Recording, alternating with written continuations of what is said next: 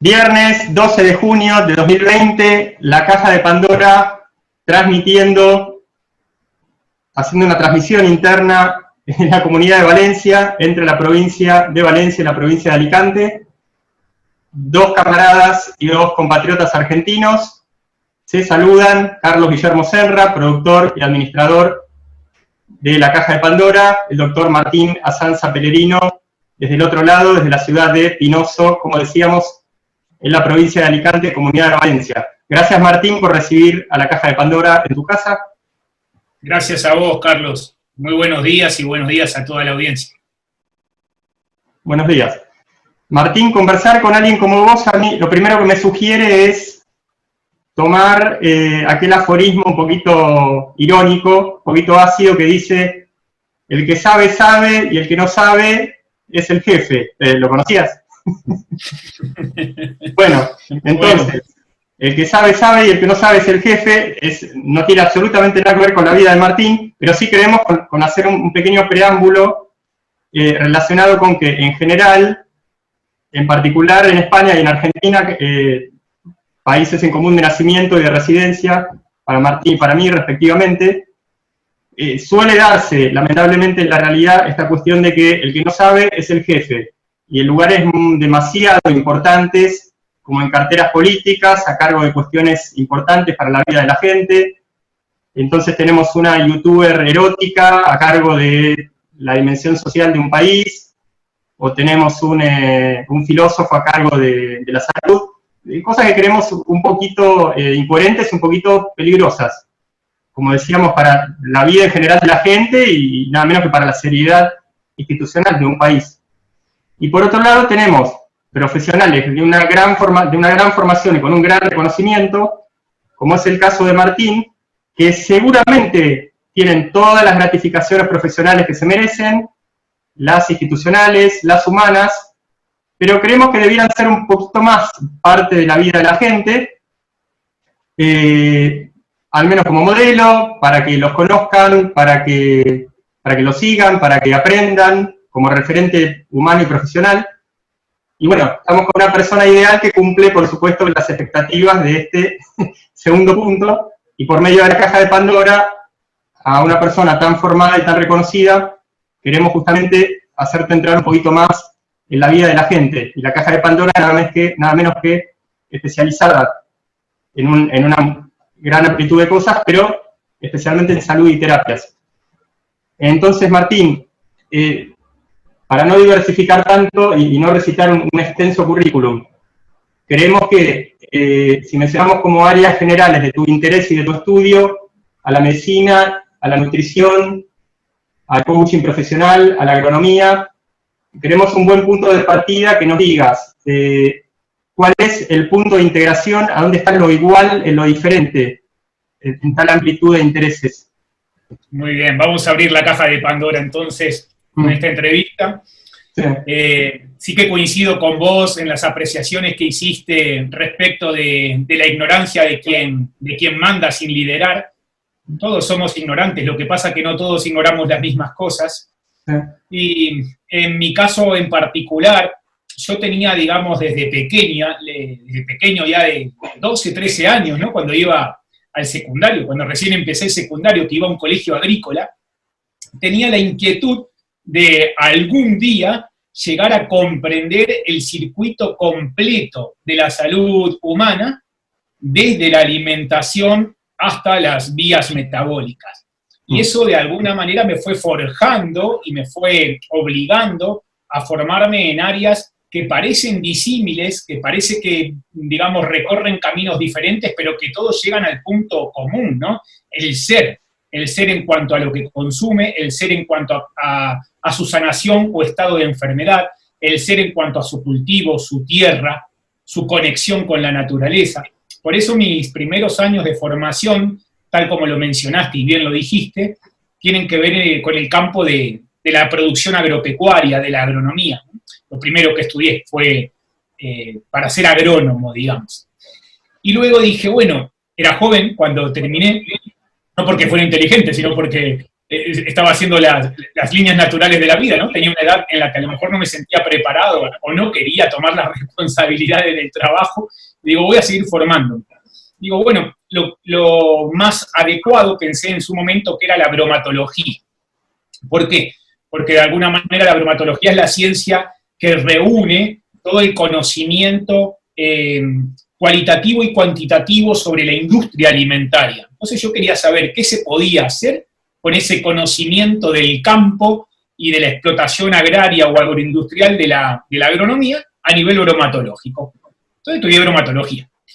Claro. ¿Qué pasa? Que cuando terminás bromatología te encontrás con que sabés mucho de alimentación y de proceso, pero poco de nutrición.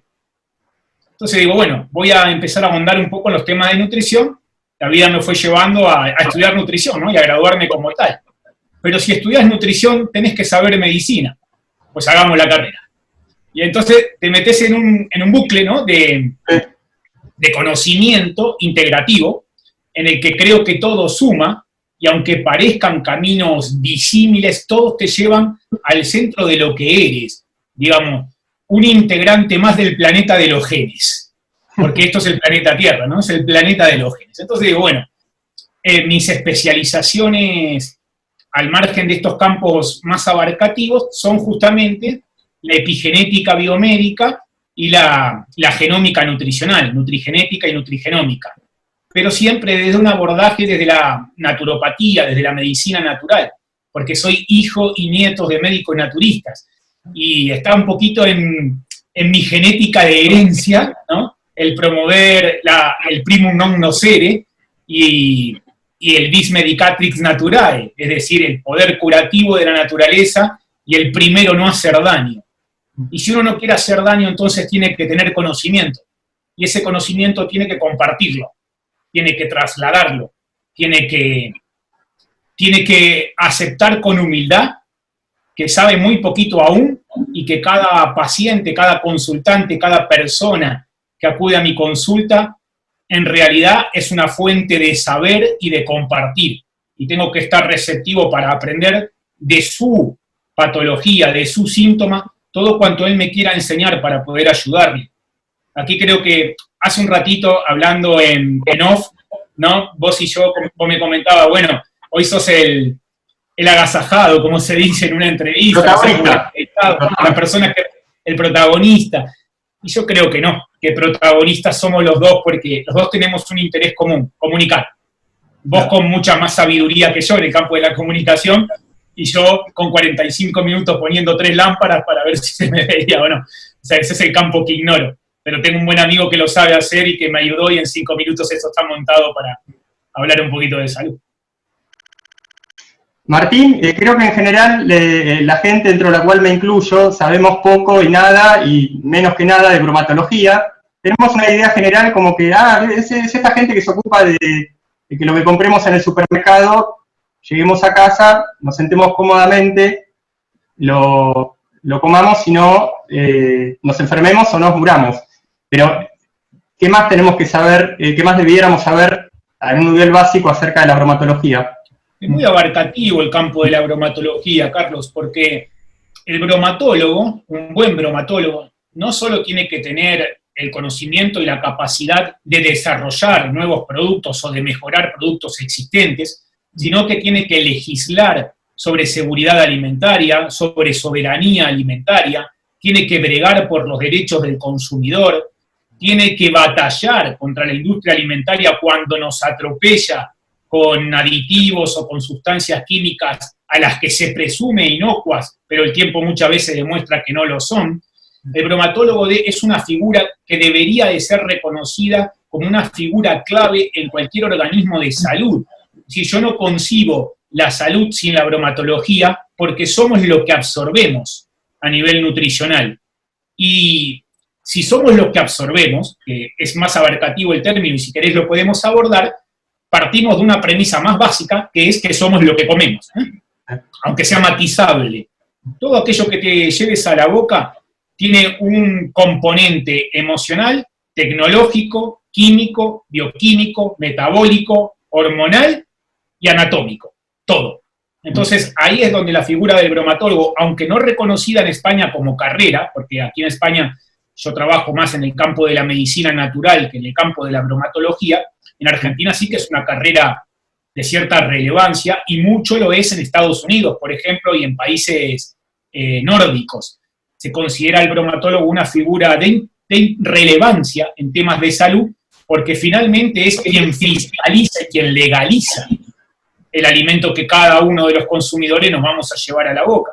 Ten en cuenta que hay alimentos alimentos mal llamados alimentos, ¿no? Contienen muchos antinutrientes, lo voy a entrecomillar. Las bebidas cola, por no mencionar a ninguna marca, que comenzaron siendo productos farmacéuticos, ¿verdad? En su origen eran medicamentos, y se ha expandido comercialmente y a nivel de marketing, y se ha generalizado su consumo al punto de convertirse en industrias muy poderosas a nivel mundial, que son diseminadoras constantes y permanentes de la enfermedad.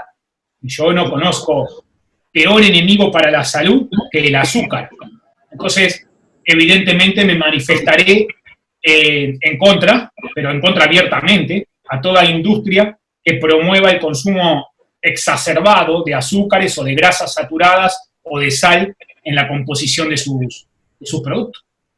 Y esto es un bromatólogo. Ahí es donde me sale el bromatólogo de adentro. Martín, científicamente, de una manera condensada dentro de lo posible, ¿qué son alimento y qué es absorción del alimento? Bueno, básicamente alimentarse, digamos, es un término genérico en el que podríamos hablar del comer y del nutrirse, ¿no? El alimento es todo aquel bien que la persona vaya a consumir por vía oral generalmente, a no ser que sean casos patológicos, ¿verdad?, en los que se necesite una sonda, que haya sido producido industrial o de manera agrícola o ganadera. Un alimento como sí puede ser más nutritivo o menos nutritivo en función de ciertos parámetros químicos y bioquímicos y de ciertas características organolépticas. Pero lo importante para nosotros, para los seres humanos, es cuál es el componente o el valor nutricional que tiene ese alimento. Porque no es lo mismo comer que nutrirse, no es lo mismo alimentarse que nutrirse. Alimentarse es el acto de comer, me siento a la mesa con mi plato, como, ¿no es cierto?, comparto con la familia la comida, o con un amigo, solo si estoy solo, estoy comiendo, pero el nutrir va un poquito más allá. Al nutrir hay que agregarle un componente que es fundamental, la emoción. ¿Con qué emoción estamos conectados con el alimento? ¿Con qué emoción estamos en el acto, en el presente?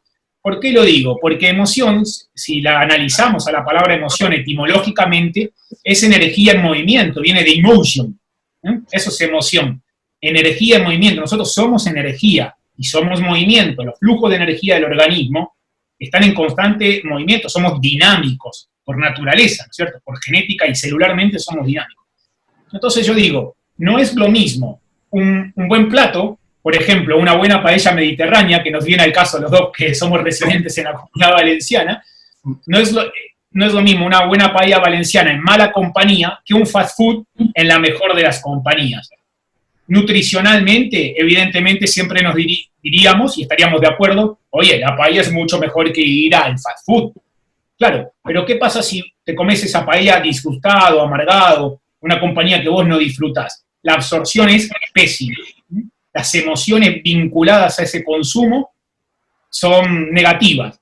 En cambio, si vos vas con tus hijos o con tu novia o con tu mejor amigo a un fast food ese día porque te apetecía o les apetecía a los dos, de charla, ¿no?, de buena onda, de felicidad, de amor, de todo lo que se traslada en una comunicación, esa comida te sienta súper bien.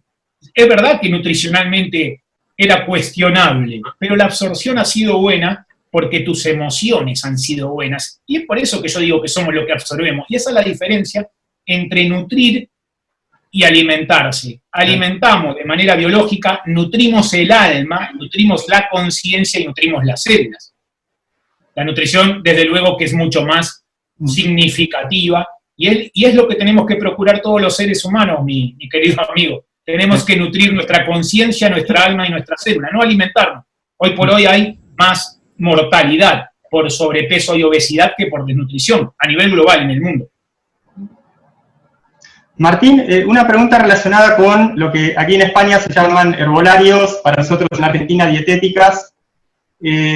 Cuando entramos aquí a un herbolario o una dietética en Argentina, o vamos a un gran supermercado con su sección bio, esto que en principio nos prometen, que es todo lo que esté en esta sección bio, o todo lo que usted encuentre en este herbolario, no va a tener absolutamente ningún agregado químico, ni potenciador del sabor, conservante, colorante, saborizante.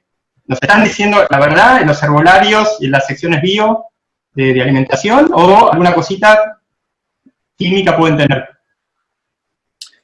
En algunas marcas nos están diciendo la verdad, y en otras nos están engañando nuevamente. Es decir, nos están engañando conceptualmente y económicamente, porque hay sellos que tienen muy pocos baremos de calidad para ser obtenidos, y basta con pagar las tasas, sellos de calidad orgánica me refiero, sellos de certificación, y otros que sí que exigen auditorías constantes, permanentes, regulares y de control, y digamos con auditorías internas y externas de proceso y de buenas prácticas de manufactura que aseguran que el producto esté libre no de todos los aditivos, de aquellos considerados químicos nocivos, ¿no? Porque hay mucho producto ecológico que puede tener un aditivo natural, no todos los aditivos son de síntesis química. Por ejemplo, vamos a hablar de un conservante común, la vitamina C, ¿no? O la vitamina E, que se pueden utilizar como antioxidantes y por ende son conservantes. Si el origen de esa vitamina es natural, estaríamos hablando de un aditivo, pero de origen natural, y no es incompatible con un producto orgánico o biológico. En cambio, si es una vitamina obtenida de sal de ascorbato, que es más bioasimilable, pero ha necesitado un procesamiento químico, estaríamos hablando de un aditivo de síntesis, y ese, un producto orgánico o ecológico, no debería de contenerlo. Yo tengo un pequeño laboratorio y tengo, no sé si es la mala costumbre, de andar analizando todo lo que hay en el mercado, y para mi sorpresa, termino muchas veces disgustado con el engaño constante al consumidor.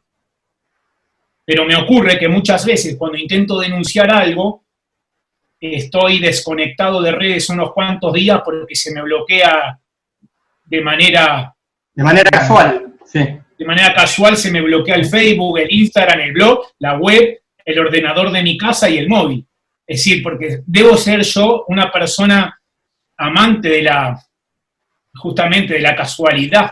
Estoy muy amigado con ella. Sí.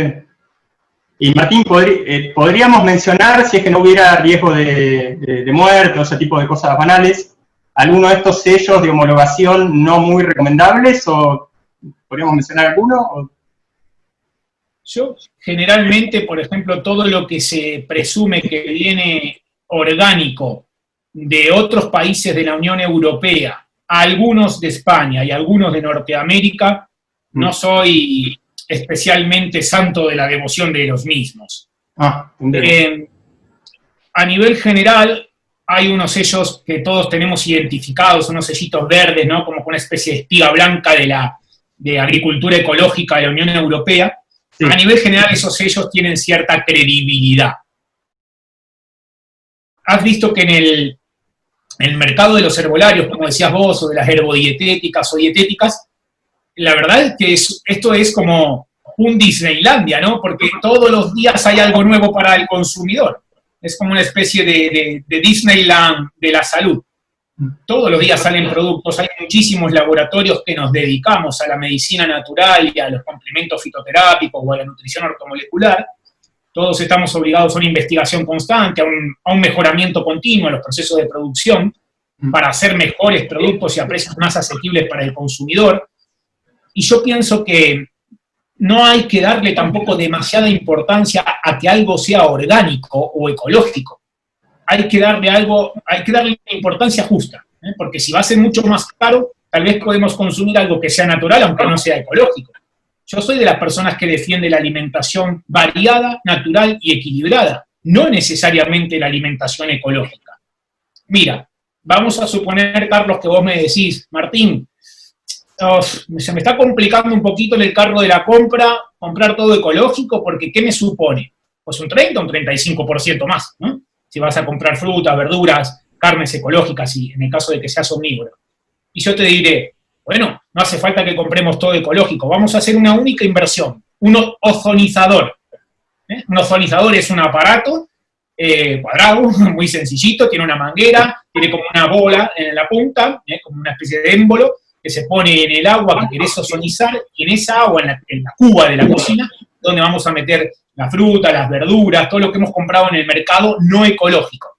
¿Con qué propósito lo vamos a hacer? Con el propósito de, a través de agua ozonizada, eliminar las sustancias químicas, digamos, las sustancias que pueden regular en negativo el sistema endocrino, ¿no? Y yo te aseguro, Carlos, porque yo lo he comprobado, que no solo la fruta que dura más y sabe mejor, he comprobado en el laboratorio hasta qué punto podía eliminar sustancias endócrinas o hormonas o antibióticos o restos de fitosanitarios en frutas y verduras. Y he comprobado, para mi sorpresa, una eliminación de hasta el 90%, muy significativa. Porque yo te puedo asegurar que cojo productos orgánicos o ecológicos y también encuentro productos, restos, ¿no es cierto?, restos de plaguicidas y demás. Está bien, no en la misma concentración que lo puede haber en un producto convencional, pero un ozonizador cuesta 60, 70 euros, dura aproximadamente 5 años con un uso regular continuo de una vez al día, es decir, la inversión es de €1 al mes, más o menos, ¿no? Y tenés producto ecológico en cuanto a calidad, habiendo comprado producto convencional, con lo que la diferencia de precio supone. Entonces, a mí me interesa que si se quiere, ¿no?, se entienda este concepto. No por ser ecológico necesariamente es lo mejor que podemos hacer. Yo compro ecológico cuando tengo que comprar un suplemento dietético, un complemento alimenticio. ¿Por qué? Porque yo no lo he procesado, yo no lo estoy industrializando, no conozco a lo mejor en detalle cuál es, y me da cierta tranquilidad que tenga un sello importante, ¿no? Si es un sello kosher, mucho mejor. Si es un sello que además esté acompañado de buenas prácticas de manufactura, mejor, o con norma ISO 9001 o 14001, según el producto, ¿verdad? Y claro, le doy la importancia que tiene, en un complemento, en un suplemento. Pero para lo que consumo, yo me voy al supermercado cuando me toca ir, y si hay algún producto que me interesa, vengo y en casa lo ozonizo, pero lo compro al precio de mercado.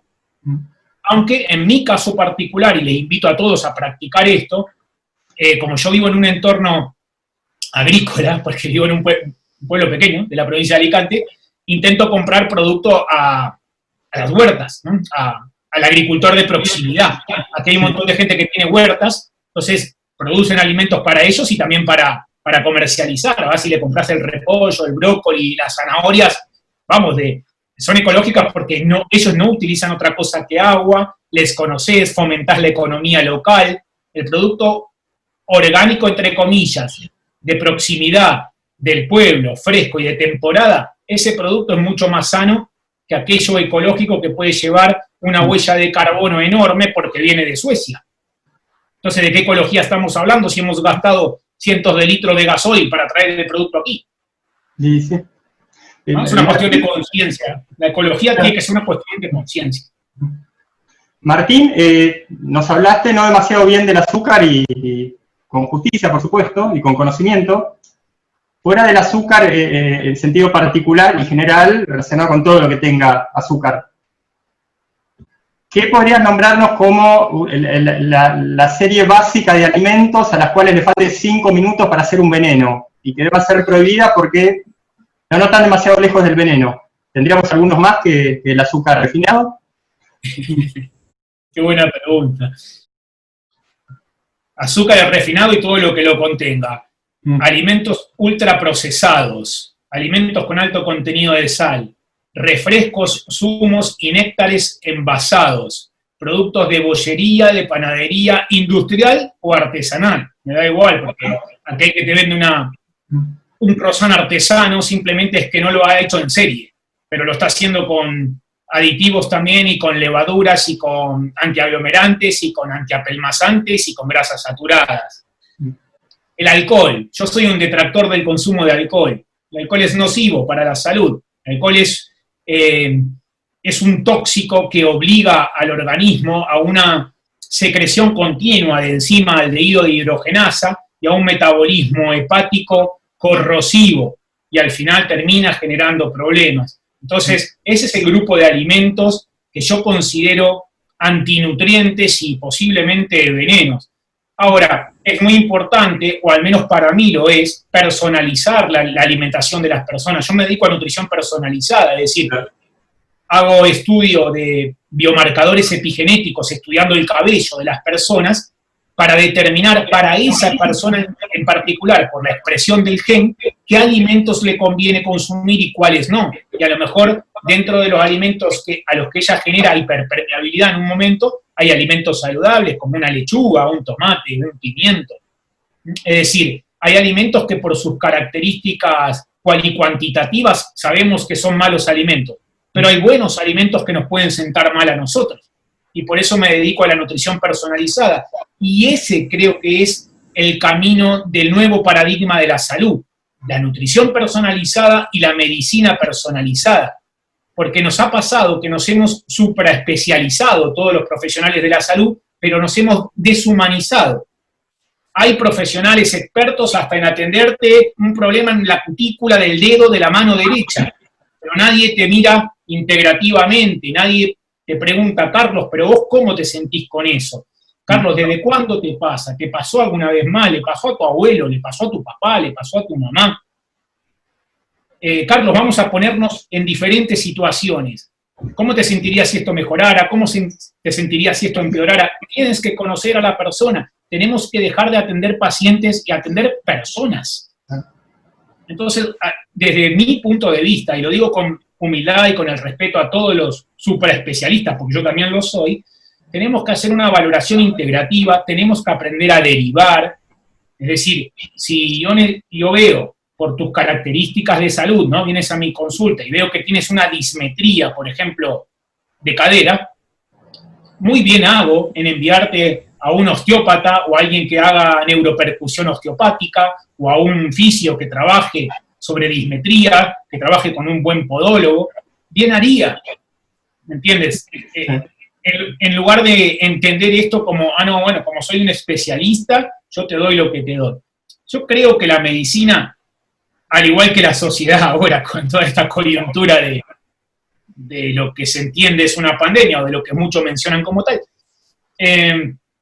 la sociedad cambió, el mundo cambió y la medicina tiene que cambiar. La medicina se tiene que enfrentar, y se está enfrentando, a retos constantes a nivel tecnológico y a nivel de demanda, a nuevas enfermedades, muchas de índole epigenética, es decir, de expresión del gen, y estamos de alguna manera comprometidos, muchos de nosotros, a seguir investigando para personalizar los fármacos, para personalizar los alimentos y para que la medicina sea preventiva, personalizada cuando tenga que ser terapéutica.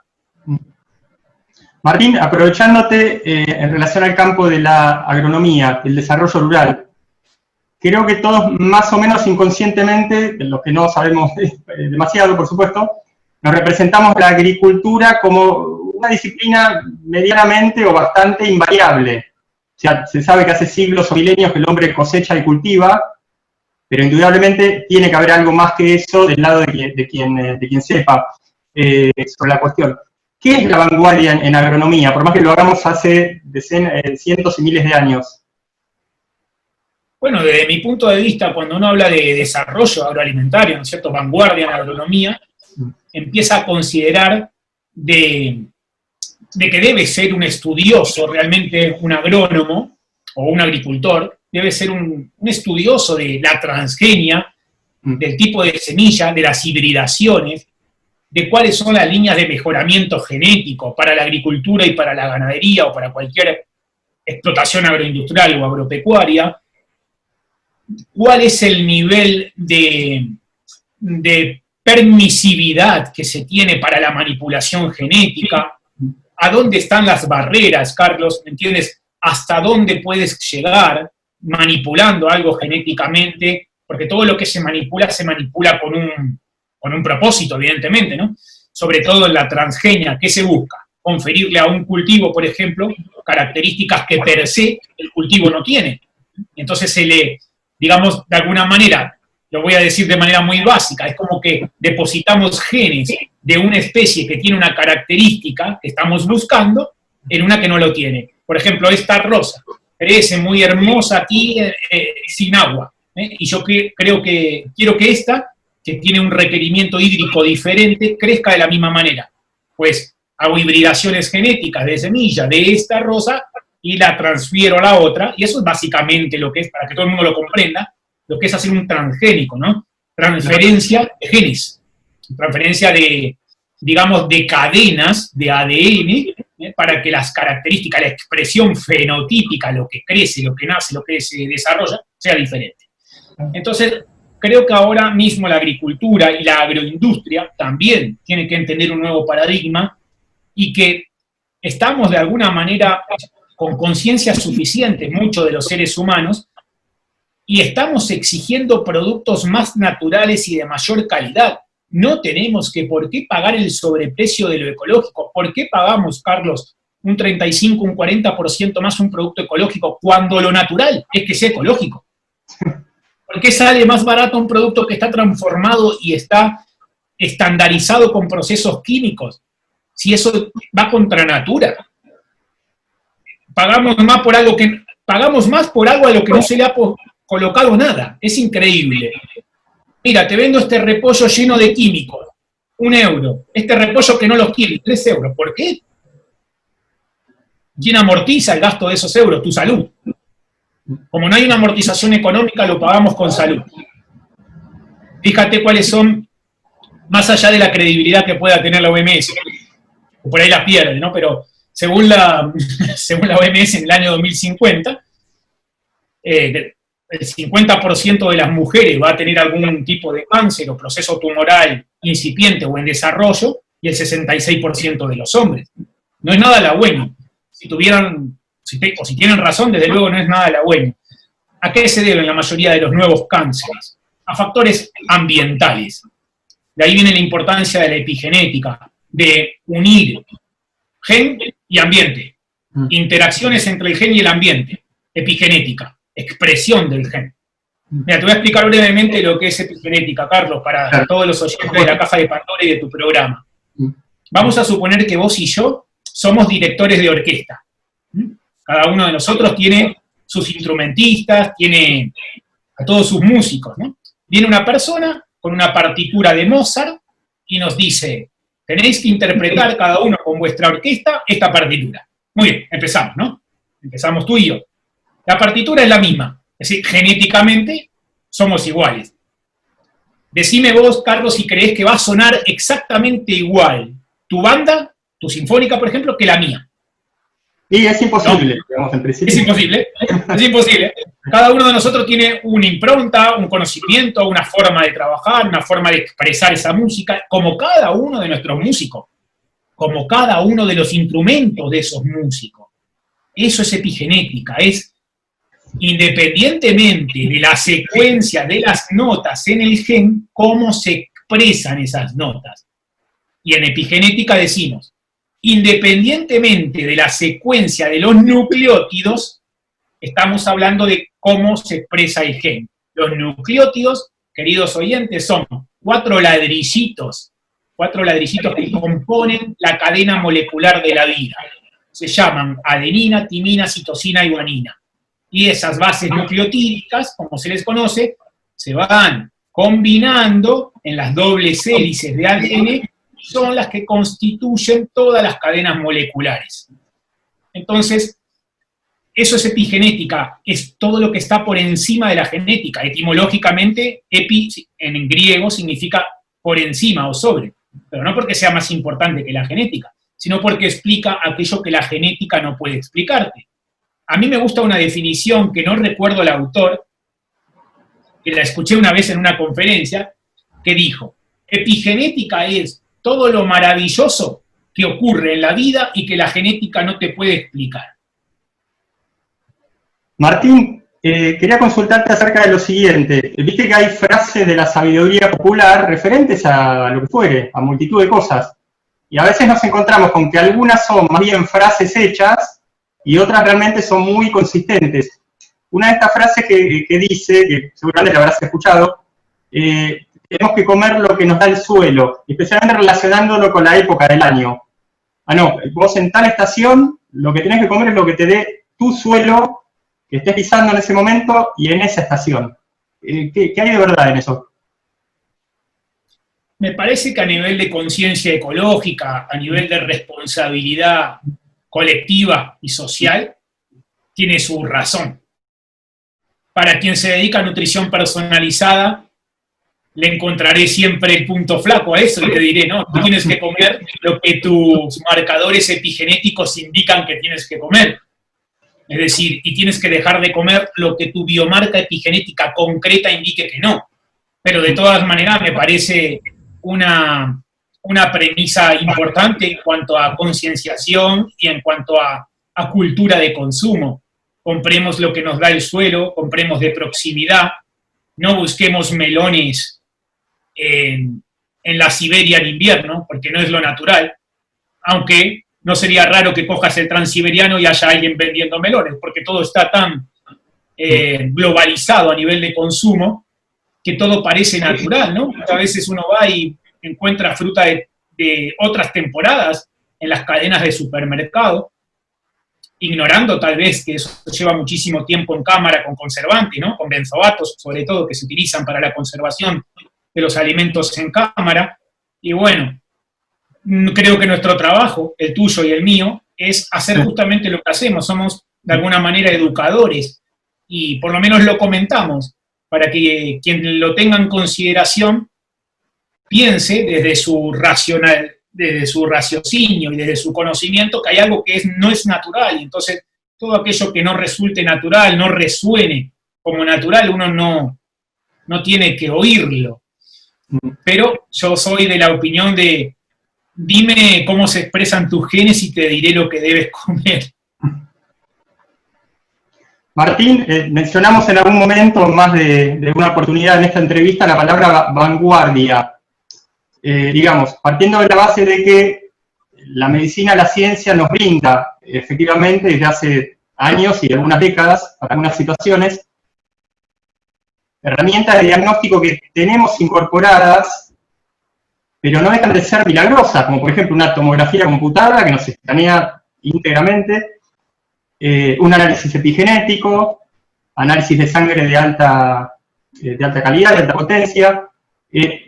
La ciencia está por soltar, está por terminar de ajustar para liberar alguna técnica milagrosa también de diagnóstico que las personas comunes no conozcamos. Sí, a nivel médico, clínico, a nivel diagnóstico, se hacen muchísimos progresos en el campo de la medicina, de la biología molecular, sobre todo de todo lo que tiene que ver con las ciencias ómicas, ¿no? Lo que es epigenoma, microbioma, metaboloma, todo lo que tiene que ver, digamos, con la gramática, con las expresiones, con las acentuaciones de lo que pasa en el organismo a nivel genético y a nivel de expresión. A nivel de genética, por ejemplo, y de epigenética, hay muchísimos avances muy vanguardistas, no solamente en técnicas diagnósticas genéticas, como puede ser una PCR cuantitativa, ¿no es cierto?, o un test de secuenciación masiva, sino a nivel también de cómo podríamos anticipar en enfermedades raras o en alta susceptibilidad o vulnerabilidad de enfermedad ciertas biomarcas para personalizar la alimentación y la medicación de una persona y evitar un deterioro más rápido o un deterioro incipiente. A nivel de medicina biológica hay muchísimos avances, de medicina funcional. Creo que en todos los campos de la medicina hay grandísimos avances, excelentes investigadores.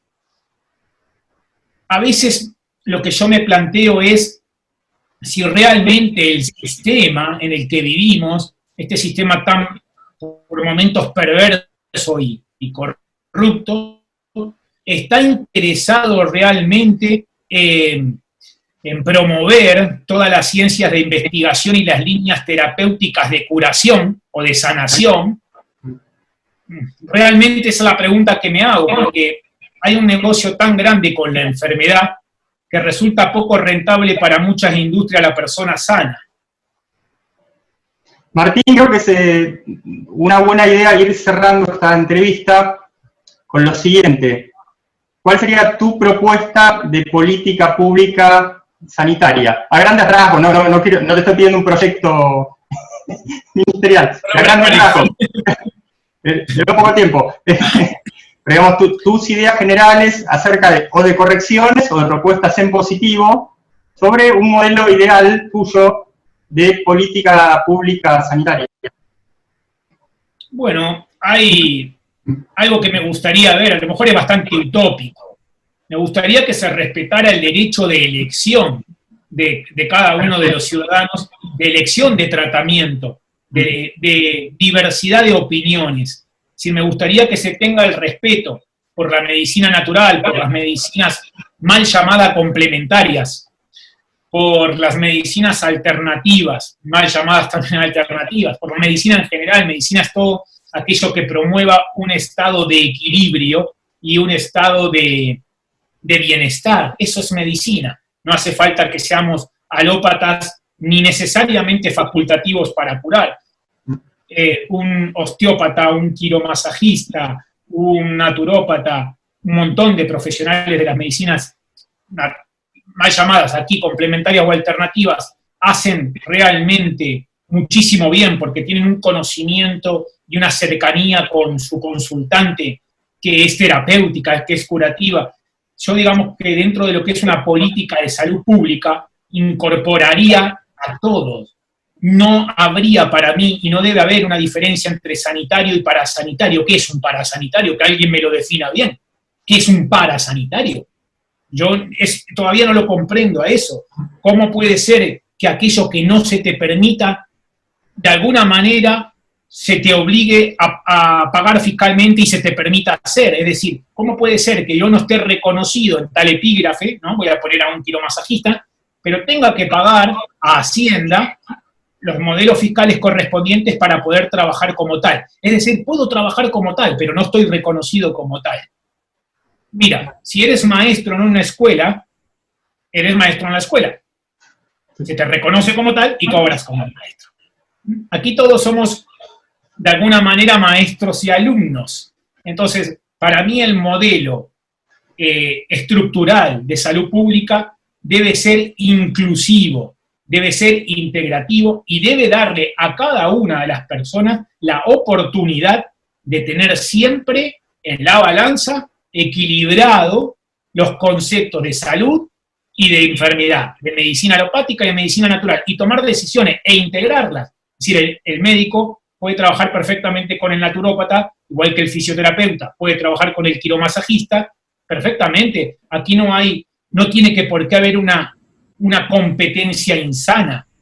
Lo que te hace competente es lo que vos ayudás a los demás, Carlos. No te hace competente tu currículum académico. Todos hemos estudiado, más o menos, todos sabemos algo, todos ignoramos mucho. Eso no te hace competente. A mí no me hace competente mi expediente académico.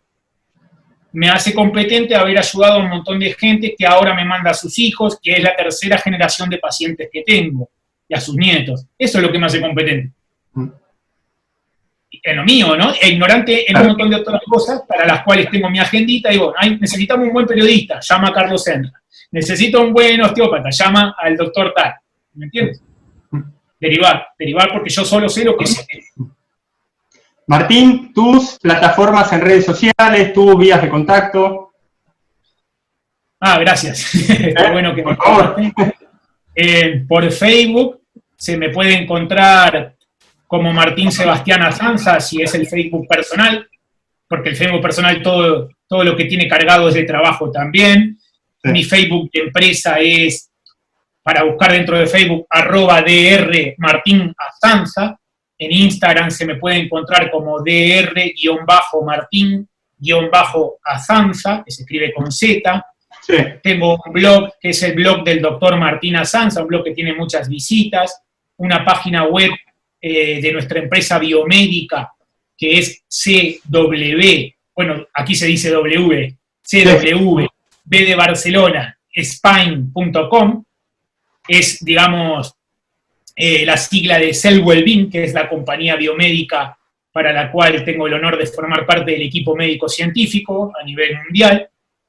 Bueno, todas esas son las formas de contactarme. Si se quiere algo más cercano, más de tú a tú, como nosotros dos, como buenos amigos, mi móvil es 685-808-632.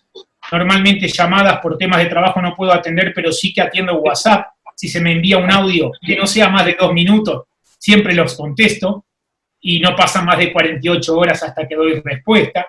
Estas son las maneras de contactarme, Carlos. Bueno, y amigos como vos, en cualquier momento, paella de por medio en la Comunidad Valenciana. Muy bien. Doctor Martín Azanza Pellerino, gracias por recibir a la Caja de Pandora desde Pinoso, provincia de Valencia, Comunidad Valenciana, España. Nos vemos, Martín. Gracias, Carlos. Un abrazo grande a todos. Muchas gracias.